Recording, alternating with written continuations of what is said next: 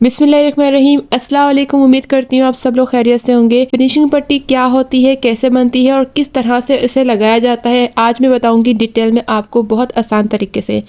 इस वीडियो में सबसे पहले आप देख लें, बनने के बाद कुछ इस तरह से फिनिशिंग पट्टी नज़र आती है और फिनिशिंग पट्टी को बनाने का तरीका भी बहुत आसान है, वो भी मैं आपको सामने मेंशन कर दूंगी। इस वीडियो में आप देख सकते हैं, इसको बनाने का तरीका बहुत ही आसान तरीके से 1 मिनट में बन जाती है। स्टार्ट से पहले ये बात क्लियर कर दूं, चाकू के लिए आपको 4 पट्टियों की ज़रूरत होगी और वो भी 1-1 इंच एक्स्ट्रा बढ़ाकर। क्यों बढ़ाकर, वो स्टिच के साथ मैं आपको साथ-साथ बताती जाऊंगी। इस तरह से आपने 4 पट्टी ले लेनी है और दामन में हम नहीं लगाएंगे, तो दामन में मैंने पहले से लेस लगा ली थी। तो अब इसको बनाने का तरीका कुछ ऐसे है कि चाकू से लेके आपके दामन तक के सिर्फ आधा इंच का ही गैप होना चाहिए, इससे ज़्यादा नहीं होना चाहिए। अगर इससे ज़्यादा होगा तो फिर वो थिक सा लगेगा, तो वो फिनिशिंग नहीं आएगी जो फिनिशिंग पट्टी पे आती है। इसको लगाने का तरीका स्पेसिफिक यही है कि आप एटलीस्ट आधा इंच बढ़ा के रखें, कपड़े को ज़्यादा नहीं रखें। ज़्यादा बढ़ा के रखेंगे तो बहुत उलझन होगी और स्टिच में भी वो फिनिशिंग नहीं आएगी जो आनी चाहिए। मेरी लाइट थोड़ी मसला कर रही थी, जिसकी वजह से मैंने स्टार्ट तो कर दिया, लेकिन लाइट डिम होने की वजह से आप देख नहीं पाए। तो अब मैं दोबारा करती हूँ स्टार्ट। आप जैसे देख सकते हैं, मैं बिल्कुल बारीक से सिलाई लगा रही हूँ।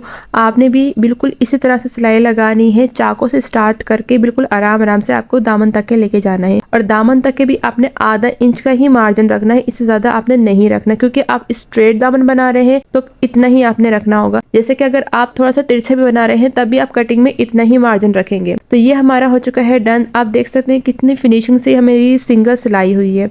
आपने भी इसी तरह से सिंगल सिलाई लगानी है और इसको इस तरह से डन नहीं करना। आपने क्या करना है, इस्त्री करने के बाद दूसरी सिलाई लगानी है। एक सिलाई हो चुकी है हमारी डन। अब हम दूसरी तरफ सिलाई करेंगे, मगर दूसरी तरफ हम सिलाई किस तरह से करेंगे, हमने दामन से स्टार्ट करनी है। ये फिनिशिंग पट्टी की ये चीज बहुत इंपॉर्टेंट है कि अगर आप एक सिलाई कर रहे हैं चाकू से, तो दूसरी सिलाई आपकी दामन से होगी, दूसरी भी चाकू से नहीं होगी, दूसरी चाकू से फिर बैक साइड के दामन से होगी। तो यही तरीका होता है आपकी स्टिच करने का। अगर आप सारी सिलाइयाँ चाकू से करेंगी तो जिस एंगल से ये बूट रखा होता है, हमारा सेटअप नहीं बैठता। जब आप स्टिच करने बैठेंगे तो आपको इस चीज का अंदाजा हो जाएगा कि मैं इस तरह से क्यों कह रही हूँ। ये बिगनर के लिए बहुत ज्यादा इंपॉर्टेंट है कि वो इस चीज को समझ लें कि आप जब सिलाई कर रहे हो तो कौन से डायरेक्शन में कर रहे हैं।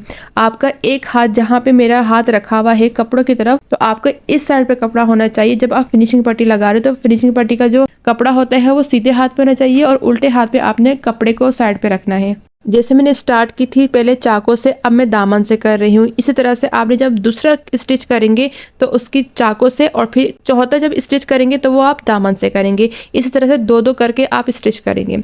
मैंने एक्स्ट्रा पट्टी कटिंग कर ली है, जैसे कि मैंने आपको बताया था। आपने एक्स्ट्रा ही रखना है कपड़ा, क्योंकि आप उसे अपनी मर्जी से फिर फोल्ड करके उसको स्टिच कर सके। आपने डायरेक्ट इस तरह से स्टिच नहीं करना, आपने फोल्डिंग लाजमी करनी है, क्योंकि बाद में जब आप इसे आयरन करेंगे तो आपकी जो चाकू का बैक साइड का होगा वो थोड़ा सा उलझावा और अजीब सा नहीं लगेगा, वो बहुत नीट और फिनिशिंग से लगेगा। ये बहुत ज़रूरी है कि आपकी सिलाई बेशक सिंपल हो, बेसिक हो, मगर नीट और क्लीन से हो। ये चाकू की साइड भी हमारी हो चुकी है डन। मैं आपको शो कर देती हूँ, दोनों हमारा बहुत नीट से बन गया है और कोई भी उलझन, कोई भी हमारा इस पे स्पेस नहीं है कि एक डॉप आ जाए, बिल्कुल भी नहीं। आपका पूरा फोकस आपकी सिंगल सिलाई पे होना चाहिए और सिंगल सिलाई भी बिल्कुल बारीक सी होनी चाहिए, ताकि आप जब इसे फोल्ड करें तो आपको कोई परेशानी ना हो, आगे से कोई कपड़ा नज़र ना आए जो हमारी फिनिशिंग पट्टी का है। अब हम इसे जो दामन का साइड है, इससे एक्स्ट्रा कपड़ा कटिंग कर लेंगे ताकि ज़्यादा थिक सा महसूस ना हो, और इसको इस तरह से फोल्ड करके स्टिच करेंगे। मगर मैं आपको सिर्फ इसे रख के दिखा रही हूँ, मैंने इसको अच्छे से आयरन करना है, उसके बाद ही स्टिच करनी है। आपने भी अगर फिनिशिंग पट्टी लगानी हो तो सबसे पहले आप आयरन करना, उसके बाद स्टिच करना, ताकि आपको स्टिच करने में कोई परेशानी ना हो। अल्हम्दुलिल्लाह, ये आप देख सकते हैं ये बहुत नीट से सिल चुका है। अब मैं इसको सिंगल सिलाई करूंगी, लेकिन उससे पहले मैं ये आपको बता दूं, मैंने चारों सिलाई लगा ली है, क्योंकि सेम प्रोसेस हो जाता है। जो मैंने फर्स्ट में सिखाया वही मैंने दोनों में बिल्कुल वैसे ही की है। आप भी बिल्कुल ऐसे करेंगे तो आपकी भी इसी तरह से नीट से बनेगी। अब मैं ये आपको बता दूं फिनिशिंग पट्टी लगती क्यों है। फिनिशिंग पट्टी इस वजह से लगती है ताकि हमारा दामन थोड़ा भारी हो जाए, वो उड़े नहीं, और वो भारी होने की वजह से जब उड़ता नहीं है तो उसका लुक भी बहुत अच्छे तरीके से निकल के आता है। और ज़्यादातर जो फिनिशिंग पट्टी है वो आप ऑपोजिट कलर का भी लगा सकते हैं। जैसे कि आपके सूट में कोई एम्ब्रॉयडरी है जो उसमें सबसे ज़्यादा इन कलर हो रहा होगा, आप उस कलर की भी फिनिशिंग पट्टी लगा सकते हैं, वो बहुत ज़्यादा अच्छी लगेगी। डबल सिलाई वाली चाकू का दौर खत्म हो चुका है। अब फिनिशिंग पट्टी का दौर है। चाकू में लेस लगी हो, पाइपिंग लगी हो, जो भी हो, फिनिशिंग पट्टी लाजमी लगती है। और उसको किस तरह से लगाया जाता है, बहुत आसान तरीका है। जैसे कि अब सिंगल सिलाई की बारी है, तो अगर आप इस पे अच्छे से आयरन करेंगी इस पट्टी को, तो आपकी जो सिंगल सिलाई है वो भी बहुत अच्छे से लग जाएगी। जैसे कि मैं आपको अभी लगाना सिखा रही हूँ। आपने इसमें कोई मेहनत करने की ज़रूरत नहीं होगी, क्योंकि आपने पहले ही मेहनत कर ली, अच्छे से इसकी पट्टी बना ली है। और जिस तरीके से मैं आपको पट्टी बनाना सिखा रही हूँ एक वीडियो में, जो मैंने पहले ही मेंशन कर दिया था, आप एक दफ़ा देख लें। वो बहुत आसान तरीके से पट्टी में आयरन करना सिखा रही हूँ। उसके बाद जब आप लगाएंगे तो आपको अंदाज़ा होगा ये कितनी फिनिशिंग से लगी है। अगर आप नॉर्मल तरीके से जैसे फिनिशिंग पट्टी बनती है ऐसे बनाएंगे तो आपको बिल्कुल भी वैसे नहीं लगेगी जैसे लगती है।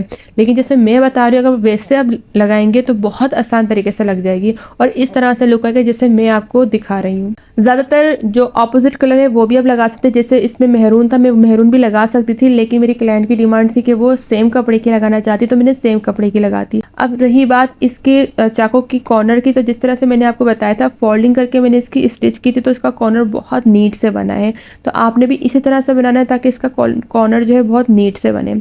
आखिर में मैं आपको जो एक बात है वो भी बताऊंगी, सीक्रेट, जो इसको लास्ट में जो सिलाई थी वो मैंने क्यों नहीं की, क्योंकि वहां पर क्या होगा मैं आपको एंड में बताऊंगी। अच्छा, बात करते हैं अब इसकी चौड़ाई की। चौड़ाई इसकी 1 इंच से ज़्यादा नहीं होनी चाहिए। 1 इंच से ज़्यादा किसकी होती है, जहां आपके दामन में एम्ब्रॉयडरी होती है, तो बैक साइड पे आप फिर ज़्यादा उसी हिसाब से फिनिशिंग पट्टी लगा सकते हैं तुरपाई के साथ, उस पर सिलाई की भी ज़रूरत नहीं होती। लेकिन अगर आप फिनिशिंग पट्टी लगा रहे हैं तो आधा इंच से 1 से 2 सूत बढ़ा सकते हैं। आधा इंच बहुत छोटी हो जाएगी। ज़्यादा से ज़्यादा आप 1 इंच कर सकते हैं जैसे मैंने रखी है।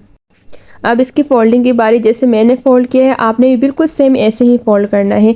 ज़्यादा इसको फोल्ड नहीं करना, जितनी हमने इसकी आयरन किया था उतना ही हमने फोल्ड करना है। ज़्यादा करने से आपके पीछे जो सिलाई आएगी उसमें लहर आ जाएगी। तो अब हमने इसको चकोर स्टिच नहीं करना, वो फिर लेस के ऊपर बहुत बुरा लुक आएगा।